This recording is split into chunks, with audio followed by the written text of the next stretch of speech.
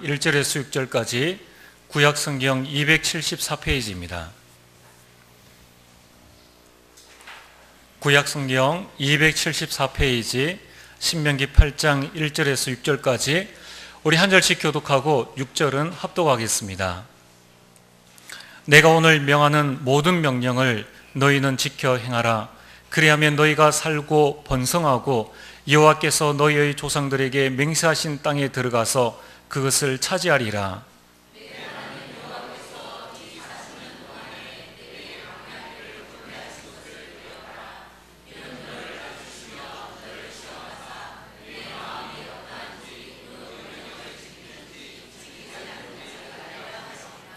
너를 낮추시며 너를 줄이게 하시며 또 너도 알지 못하며 내 조상들도 알지 못하던 만나를 내게 먹이신 것은 사람이 떡으로만 사는 것이 아니요 여호와 입에서 나오는 모든 말씀으로 사는 줄을 내가 알게 하려 하심이니라.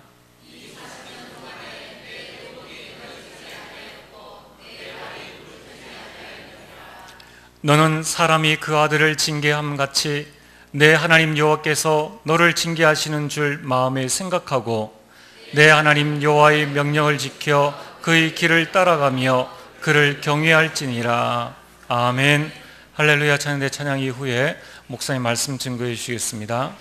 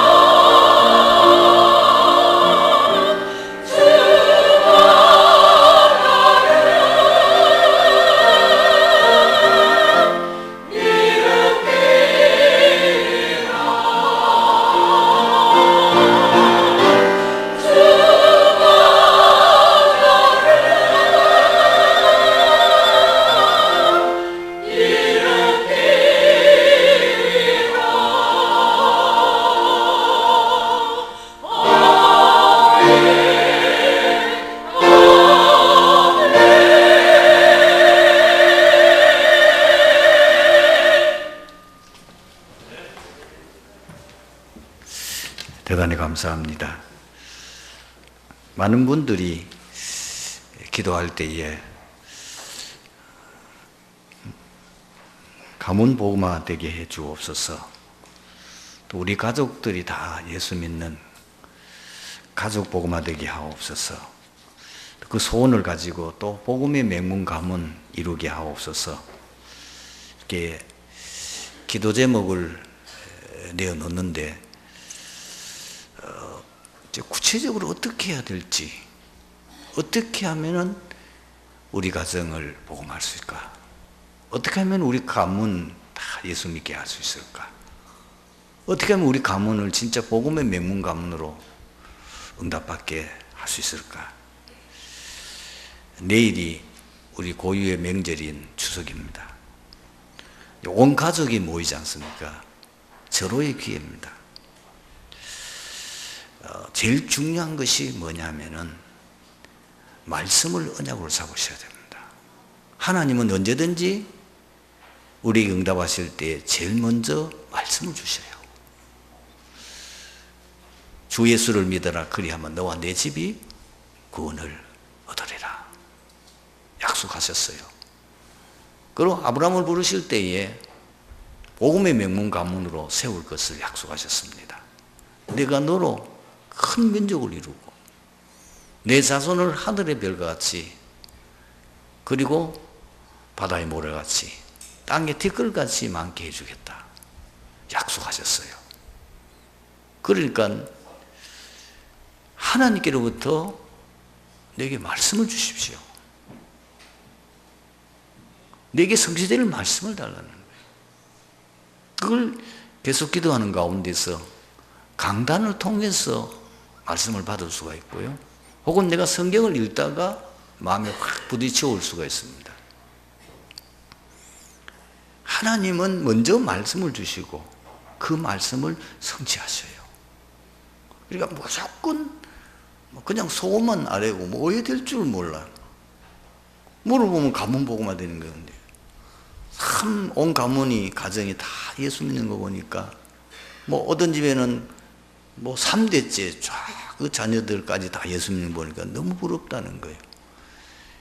그리고 침만 질질 흘리지 마시고 구체적으로 내가 그러면 우리 가정도 복음화 되고 우리 가문도 복음화 되고 앞으로 우리 가문도 복음의 명문 가문을 이루게 되는데 어떻게 할 거냐? 말씀 받으셔야 돼요. 이것이 가장 첫 번째 중요한 부분입니다.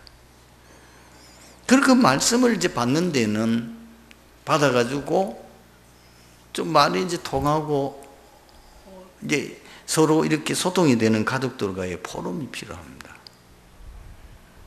그런 부분에 대해서 서로 자꾸 대화를 하고 그리고는 이제 이 뭐가 딱 잡혀지면 그때부터 우리가 실제로 그만 이 언약 잡고 이제는 본격적으로 기도 속으로 들어가자. 또 여러분들이 너무 혼자서 아무도 지금 우리 가정에는 가문에 예수 믿는 사람 없다. 그러면은 교회 안에 참 여러분들이 굉장히 존경하고 참 여러분들이 부러워하는 아주 믿음이 좋고 응답받고 참 이게 본이 되는 그분에게 가서 도움을 요청하는 거예요. 기도 제목을 내놓으면서 장로님 내 기도 제목 이건데 나를 위해서 기도 좀 해 주십시오. 이렇게 그거 하면 후원도 보다가 장로님 어떻게 장로님은 혼자 예수 믿는 걸 알고 있는데 지금은 다 가족이 다 예수 믿습니까? 정말 너무 부럽습니다. 나도 그렇게 되기 우리 가문도 우리 가정도 그렇게 되기 싶은데 어떻게 하면 장로님 어떻게 하셨습니까? 근데 물어보면 장로님 혹은 여러분들이 존경하는 그분이 또 포럼 듣는 거예요. 아 그렇게 하면 되겠다. 이게 뭐가 이게 뭐가입니까? 언약이 비전으로 그 비전이 꿈으로 이제 자꾸 재화되는 거예요. 근데 여러분 조심해야 될 게 있어요. 가문 복음화는 하루 아침에 안 됩니다. 상당한 기간이 필요해요. 한 30년 잡아야 돼요. 제일 가족들이요, 나를 잘 알기 때문에. 왜? 내가 예수 믿기 전에 내 꼬라지를 알잖아요. 내 주제를 아니까 안 믿어요. 그래서 참 그게 내 말을 안 믿는 거예요. 왜냐하면 늘 예수 믿기 전에 이상한 짓 하고, 예수 믿기 전에 굉장히 좀 이렇게 본이 안 되는 짓을 많이 했기 때문에 신뢰감이 떨어진단 말이에요. 이런 경우도 많이 있거든. 그러고 또 사단이 역사합니다. 불신자는 이미 성경이 밝혔지 않습니까? 너희 아비 마귀, 아무리 내 가족이라도, 내 형제라도, 부모라도, 성경은 분명히 말했어요. 득시켰지만은 사단이 잡혀 있어요. 말씀 들을 수가 없어요. 안 돼요. 아무리 내가 복음을 바로 말해도 사단이 잡혀 있는 상태에서는 사단이 막아버리기 때문에 복음을 듣지 못하도록 하고 믿지 못하도록 막기 때문에, 그래서 기도가 필요한 거예요. 계속 흑암 꺾는 기도가 필요해요. 정말 우리 가정 가문에 하나님 나라 임하게 하옵소서. 이 모든 역사는 흑암이 결박되어 떠나가게 하옵소서. 지금 복음을 들어도 듣지 못하도록 혼미하게 만들고 복음을 깨닫지 못하게 막는 악한 사단 귀신의 세력은 예수 그리스도 이름으로 결박을 받고 떠나갈지어다. 계속 하셔야 돼요. 쉽지 않아요. 왜? 이 가문이 보통 우리 가문이 아니잖아요. 그 가문으로부터 내려오는 그 가문의 대물림이 정말 장난 아닙니다. 우리 말에도 우스갯소리 하잖아요. 잿불 따고. 채씨들이 굉장히 성격이 강하고 뭔가 고집이 있고, 그 고집이 강씨 앞에는 꼼짝 못해요. 그 강씨보다 더 강한 게 뭐야? 또 안씨라네요. 안씨가 앉는 자리는 풀도 안 난답니다. 이게 좋은 말이 아니거든요. 아주 가문으로부터 내려오는 나쁜 것, 완전히 사단에 잡혀져서 거기에 종로를 하고 있는 이런 가문의 문제가 있어요. 그러니까 이런 배경들이 개인도 있지만 가문을 통해서 오는 거 있지, 온 인생 살면서 온갖 상처, 그러니까 12가지 문제, 이런 것들로 칵 잡혀있기 때문에 이상하지요. 세상 것은 들으면 알아들어요. 머리 좋고 하면 성공도 해요. 굉장한 성공의 자리에 박사도 되고, 판사도 되고, 그리고 법관도 되고, 심지어 이제 정치에 나가서 아주 모든 사람을 알아줄 만한 무슨 이 정치의 높은 자리, 아주 공직에도 굉장히 이 높은 자리에, 돈도 또 이 사람이 사업에 특별한 어떤 재능이 있어가지고 돈도 많이 벌어서 아주 큰 부자가 돼 있는데, 이상하게 복음만 말하면 못 알아듣는 거예요. 그게 하나님의 은혜로 되지 사람의 노력으로 되는 게 아닙니다. 그래서 여러분들이 이제 언약, 그다음에 그걸 비전으로, 그걸 꿈으로 자꾸 이제 기도 속으로 들어가면서 말씀 받고 하면서 나가는 거예요. 그리고 여러분들이 이제 진짜 불신자 전도하려고 하면은, 우리 가족들 전도하려면은 평상시 잘하셔야 돼요. 본격적으로 여러분들이 평상시 잘하셔야 됩니다. 참 여러분들이 마음 담고 이제 그 불신 가족들에게 이제 그분들이 좋아하고 그분들이 원하는 거 있잖아요. 그런 거 잘 해주셔야 돼요. 또 연약한 성도들을 위해서 굉장히 내가 헌신적으로 일하는, 그러면 그들의 마음 문이 열리잖아요. 야, 얘가 예수 믿더만이 너무 달라졌네. 야, 예수 믿는 옛날 그 모습하고는 전혀 다른 아주 영적 서밋에 서 있거나 굉장히 그 뭐 삶이나 모든 눈에 불신자들은 삶 보잖아요. 뭐 그 사람 믿음이 어떤지 아무리 봐도 알아듣지도 못하니까 변화되어지는 그 모습 속에서 이 사람들이 이제 가족들이 자세히 보고 있거든요. 그러면서 만문이 열리면서 서서히 열립니다. 공 많이 들어야 됩니다. 상당한 기간 동안 공을 들이고 영적으로도 계속 기도하고 흑암 꺾는 기도 해야 되지만 육신적으로도 잘 이렇게 하시는 것이 중요합니다. 연약한 성도, 예수 믿는 가운데에 또 같은 내가 한 팀이 돼야 되니까 그 연약한 믿음의 사람에게는 복음으로 자꾸 확립시키는 팀 사역도 필요하고요. 같이 기도하는 팀을 이루는 것도 필요하고. 이렇게 하다 보면 결국은 이제 불신 가족들이 어디에 감동받습니까? 앞선 가족들의 변화된 모습에 감동을 받습니다. 그게 굉장한 감동을 받아요. 그러니까 우리가 어떻게 이제 구체적으로, 그래서 말씀, 요즘 우리가 계속 강단 메시지에 나오지 않습니까? 이미지는 뭐요? 강단 말씀, 그 다음에 그 말씀 붙잡고 기도하면서 계속 이제 그 속으로 들어가는, 이걸 이제 실천해 나가는 이런 부분들이 필요합니다. 결국은 뭐죠? 하나님이 역사하게 돼 있어요. 하나님의 역사로 돼요. 결제는 하나님 하셔야 돼요. 근데 이제 우리가 바라는 건 뭐냐? 우리 불신 가족들이 큰 어려움을 당해서 예수 늦게 안 믿으면 안 되도록 그렇게 되는 것보다는 아주 아무 문제 없이 편안한 가운데서 우리 불신 가족들이 예수 믿으면 제일 좋죠. 그것도 마음대로 할 수 없으나, 그러나 우리의 기도는 반드시 응답되기 때문에 이렇게 여러 가지로 했는데도 불신 가족이 예수 믿지 않으면 하나님이 결국은 믿지 않으면 안 되도록 어려움으로 몰아갑니다.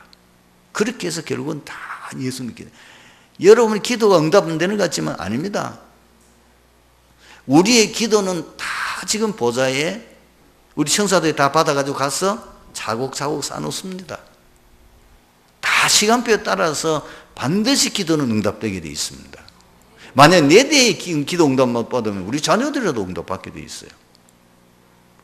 여러분, 이건 과학입니다.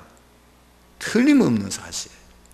많은 분들이 기도하다가 자꾸 그걸 못 기다리고 너무 조급해가지고 기도해봐도 소용없네, 기도했는데 응답되는 게 뭐냐, 이런 식으로 자꾸 불신앙하는데 아닙니다. 어떤 기도는 30년 40년.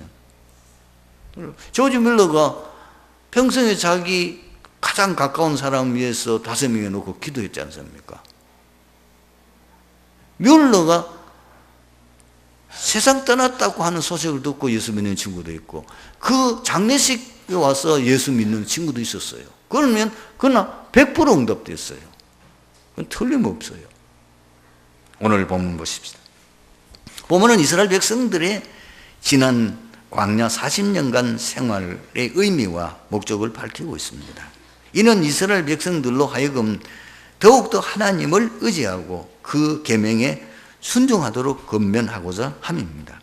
광야 40년간의 생활은 단순한 저주와 징벌의 기간이 아니라 이스라엘 백성을 하나님의 자녀답게 양육하기 위한 연단의 과정이었습니다. 이 부분이 중요하죠. 우리는 이런 본문을 통하여 하나님이 자기 백성들을 사랑하시지만 항상 은혜와 축복만 주시지 않고 때로는 역경과 고난도 주신다는 사실을 깨달을 수가 있습니다. 우리가 본문 말씀을 통해서 하나님께서 우리에게 주시고자 하는 메시지를 발견하고 그리고 그 은혜의 축복을 받는 시간이 되기를 바랍니다. 제가 이제 본격적으로 이 복음운동에 들어오기 전에 이제 일반 목회를 하고 있을 때, 그리고 또 제가 부교육자로 한 3년 가까이 이제 교회를 섬기고 있을 때에 많은 성도들로부터 제가 참 굉장히 곤욕을 치르거나 어려움 당하는 경우가 뭐냐면은 주일 예배에 참석하지 않았어요. 그래 가서 이제 신방을 부교육자니까 주일날 예배에 참석하지 않는 그 성도 가서 이렇게 물어보면 어떤 분은 막 저에게 막 소리치면서 얘기하는 거예요. 난 이제 예수 안 믿을래요. 내가 그렇게 교회를 헌신하고 충성하고 했는데 왜 나에게 이 어려움 옵니까? 왜 자꾸 이런 문제 생깁니까? 예수 믿으면 잘 된다며요. 예수 믿으면 복 받는다며요. 그런데 왜 예수 믿는데 자꾸 오히려 더 어려움 옵니까? 오히려 예수 안 믿을 때보다도 왜 자꾸 문제 옵니까? 제가 답이 없으니까 진땀을 빼요. 뭐 말씀은 여러 가지 갖다 대고 막 위로하고 하는데 그 위로가 참 그 마음에 답이 안 되는. 그래서 어떨 때는 저도 그 시험 드는지요. 내가 주를 위해서 정말 여러 가지 어려운 여건 속에서 내가 주의를 지키고 주님 앞에 헌신하는데 왜 자꾸 내게 문제가 오나 말이야. 왜 내게 어려움 오냐. 저도 뭐 어떨 때는 시험이 드는 거예요. 어떨 때는 막 이러니까 뭐 어떤 생각을 했냐면 율법적으로 내가 하나님 앞에 뭘 그렇게 잘못해가지고 내가 이런 징계를 받느냐. 주로 율법적으로 많이 생각해요. 아닙니다. 성도에게 오는 고난은 하나님의 사랑의 증거입니다. 이걸 딱 보자고. 오늘 본문에도 나와 있죠? 본문 5대 보면 너는 사람이 그 아들을 징계함같이 내 하나님 여호와께서 너를 징계하시는 줄 마음에 생각하고. 여러분 다 자녀 있는 우리 부모님들, 여러분 진짜 자녀를 사랑하면은 자녀가 바로 되도록 징계하잖아요. 그래서 잠언 13장 24절에 매를 아낀 자는 오히려 자식을 미워함이라. 자식을 사랑하는 자는 근실이 징계하느니라. 잠언 23장 13절에 14절에 보면은 아이를 훈계하지 아니하려고 하지 말라. 채찍으로 그를 때릴지라도 그가 죽지 아니하리라.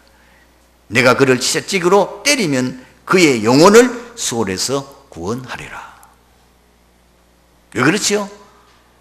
자식은 어리고 연약하고 분별력이 부족해요.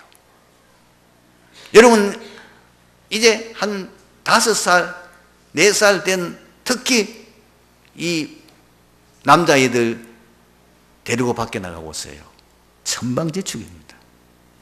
지금 찻길에 지금 막 차가 다니는데 이 겁도 없이 막 이 아이가 막 장난치고 그러잖아요. 그러면은 부모가 놀라가지고 어떨 때는 잡아 끌어가지고 때리잖아요. 이러면 지금 차가 저 쌩쌩 달리는데 네 거기다 잘못하면 네 큰일 나. 성도도 마찬가지입니다. 성도는 하나님 보시기에 모든 부분이 연약하고 부족하고 분별력이 없어요. 여러분 어른 된 같지만은 하나님 보실 때는 애기라 애기. 애기 같은 짓도 우리 많이 하잖아요. 나는 잘한다고 하는 것이 다른 것으로 각인되어 있어요. 미안하지만 틀린 것으로 뿌리 내려 있어요. 실패할 것으로 나는 잘한다고 하는 것이 실패할 것으로 뿌리 내려 있어요. 그건 내 기준이지. 그래서 성도는 항상 말씀 중심. 말씀 중심이 됩니다. 이런 경우에는 성경이 뭐라고 말씀하고 있냐 봐야 돼요. 질문하셔야 돼요. 그러니까 하나님이 말씀을 통해서 진짜 우리가 바로 살고 바르게 우리가 승리할 수 있는 답을 성경이 주고 있는 거예요. 가장 틀린 예를 한번 들어봅시다. 많은 사람들이 어려움 당하면 그 재앙의 문제, 자기가 와 있는 그 문제를 해결하기 위해서 누구를 찾아갑니까? 종교인을 찾아가잖아요. 무속인을 찾아가잖아요. 그러면은 하나님 보시기에는 가장 나쁜 것을 하도록 말하잖아요. 부자 앞에 가서 108배 함 드려봐. 그리고 이렇게 해봐.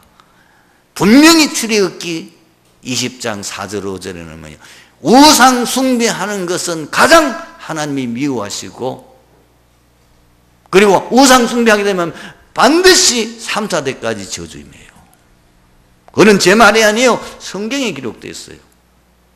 그리고 이런 관점에서 뭣도 모르고 잘 되려고, 육신적으로 성공하려고, 복 받으려고 우상 숭배 많이 하는 가문, 틀림없이 그 후대가 거의가 정적 문제, 정신 문제, 그리고 3, 4대까지 가면 가문이 다 무너져 버려요. 자기는 잘 되려고 한다는데 답을 모르니까. 하나님 앞에 나와야 되는데, 하나님 앞에 나와서 구원받을 기회인데 모르니까 그러잖아요. 그래서 바른 길을 가도록 여러 가지 고난을 통해서 징계하시는 것입니다. 히브리서 12장 6절에서 8절을 보면, 주께서 사랑하시는 자를 징계하시고 그가 받으시는 아들마다 채찍질 하심이라. 어찌 아버지가 징계하지 않는 아들이 있으리요. 징계는 다 받는 것이거늘 너에게 없으면 사생자요 친아들이 아니니라. 이제 답 나왔습니까? 하나님은 여러분 진정 사랑한다면 징계하는 거예요. 그때는 깨달아야 돼요. 내가 뭘 지금 하나님 보시기에 바른 길을 안 가고 있구나. 만약에 옆집 아이 좀 잘못한다고 그 아이를 내 아들처럼 불러다가 뭐라 하고 벌 못 주잖아요. 또 벌 줄 생각도 안 해요. 뭐 옆집 아이니까 뭐 야야 뭐 조심해라 그러면 안 된다 이런 정도지. 그러나 내 아들이 만약에 지금 위험에 처해 있다면 가만히 있을 부모가 어디 있겠냐 그 말이요. 내 자식을 사랑한다면, 내가 미친 사람이 아니면은. 여러분, 성도에게 오는 고난은 하나님의 사랑의 증거예요. 하나님이 나를 사랑하시기 때문에 지금 나를 바른 길로 인도하고 내가 응답받고 축복되는 길로 가도록, 진짜 응답받는 길로 가도록 하기 위해서 하나님이 나를 징계하는 것입니다. 그때는 감사해야 돼요. 그러면 그때는 질문해 봐야 돼요. 내가 뭐가 하나님 앞에 지금 이런 징계를 받을 수밖에 없는가? 그러면 하나님이 성령으로 감동을 주는 거. 강단을 통해서, 메시지를 통해서 여러분들이 어려움 옵니까? 아무것도 걱정하지 말고 이번 주 강단 메시지 다시 한번 자세히 묵상해 보세요. 이미 그 속에 답이 있어요. 두 번째는 뭐냐? 왜 하나님께서 믿는 성도에게 여러 가지 고난을 주시느냐? 사람이 떡으로만 사는 것이 아니요, 하나님의 말씀으로 사는 것을 알게 하려는 겁니다. 불신자들의 기준은 뭐지요? 세상 것만 있으면 다 잘 될 줄로 생각합니다. 특히 요즘 세대는 뭐죠? 경제가 하나님이라. 많은 사람들이 돈, 경제. 진짜 돈만 있으면 다 해결됩니까? 아무 문제 없습니까? 그럼 왜 재벌 자녀들이 정신 문제에 와서 이상한 짓을 해서 지금 온 난리가 지금입니까? 어느 지금 그룹에 그 딸 둘 또라이예요, 그게요. 지정신이 아니에요. 왜 그래야 됩니까? 왜 성공한 연예인들이, 그리고 성공한 이 스포츠맨들이 마약에 빠지고, 그렇지 않으면 이상한 타락에 빠져서 어떤 사람은 못 견뎌서 자살도 하고, 지금 성공한 연예인들이 정신질환으로 인해서 나는 공황증에 시달립니다, 나는 지금 어떤 문제에 빠져 있습니다. 왜 그렇습니까? 그분이 돈이 없습니까? 명예가 없습니까? 무엇입니까? 왜 말일 못 내는 자살을 했습니까? 그 여자가 뭐가 부족했어요? 진짜 세상 것이 있으면 행복합니까? 저거 다 있으면 정말 문제 없습니까? 천만의 말이에요. 그 이유를 알아야 돼요. 분명히 여러분들이 세상 것 다 가져도 영적 문제 해결 안 되고요. 후대에 오는 저주 못 막아요. 가정에 오는 문제 해결 안 돼요. 그래서 잘 사는 이 선진국에는 완전히 가정이 무너진 이유가 뭐예요? 결혼을 3번, 4번, 5번씩 해요. 심지어는 요즘은 뭐죠? 동성애까지 하고 있잖아요. 그 사람들이 정상이 아니단 말이에요. 그 사람들이 돈이 없습니까? 삶의 육신적인 부족함이 없는데 왜 그러냐 말이에요. 사람은 하나님이 창조할 때에 영적 존재로 하나님 형상으로 창조하셨단 말이에요. 하나님과 함께 살도록 돼 있어요. 인간은 하나님 말씀 들어야 살아요.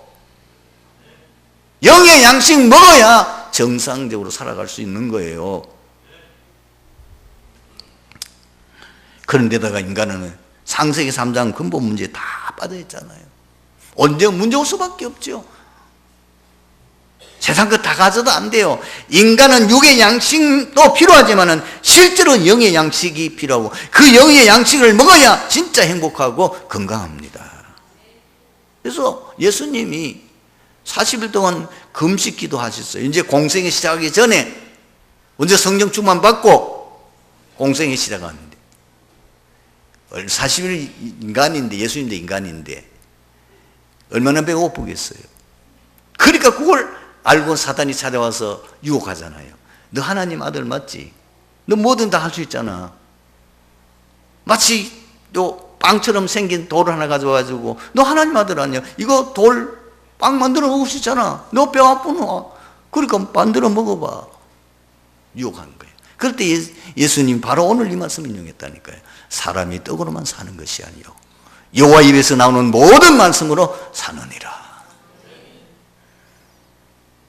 요한복음 6장 48절에서 51절에 보면은 그럼 우리의 영의 양식 생명의 떡이 누구냐? 예수 그리스도입니다. 내가 곧 생명의 떡이니라. 이는 하늘에서 내려온 떡이니 사람으로 하여금 먹고 죽지 않게 아니하는 것이니라. 나는 하늘에서 내려온 떡이니 사람이 이 떡을 먹으면 영생하리라. 예수님이 생명의 떡이요.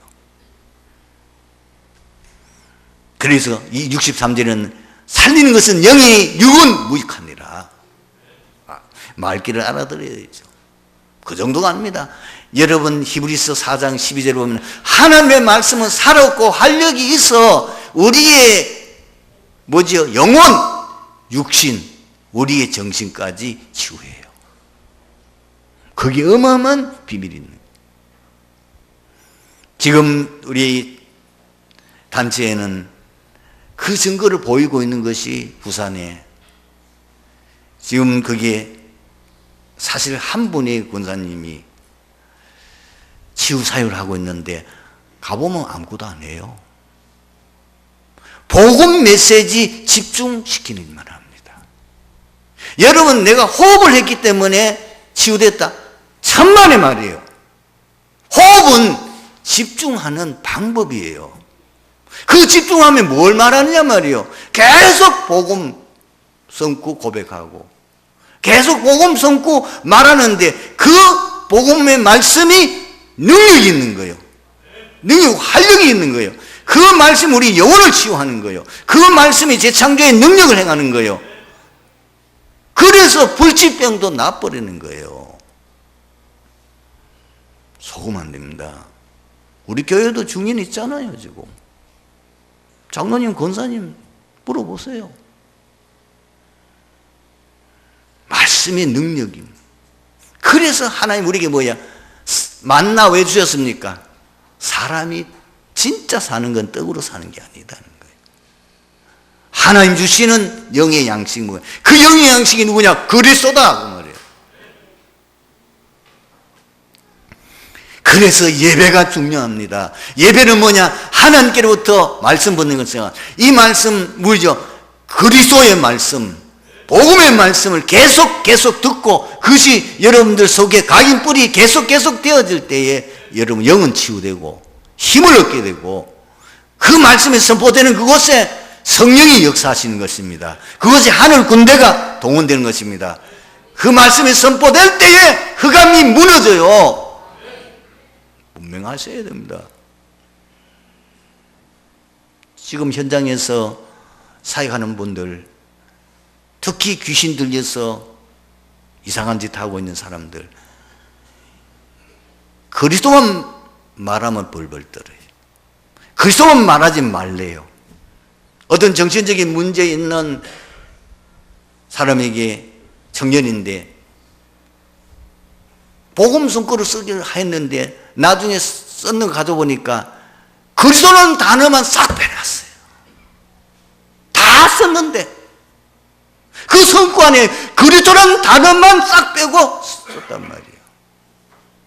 그 귀신 들린 거잖아요. 귀신이 돈을 두루 안 합니다. 명예를 두루하지 않습니다. 사단은 절대로 권력을 두루하지 않습니다. 오히려 권력자를 자기의 종으로 부려요. 그리스도만 두루하는 거예요. 분명하셔야 됩니다. 세 번째 뭐냐? 왜 하나님이 성도에게 고난을 주십니까? 하나님이 주신 절대 사명을 감당할 수 있도록 하는 훈련의 과정이에요.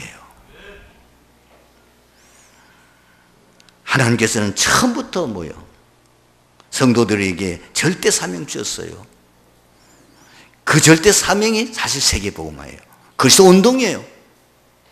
노아 운동, 그리스도 운동이에요.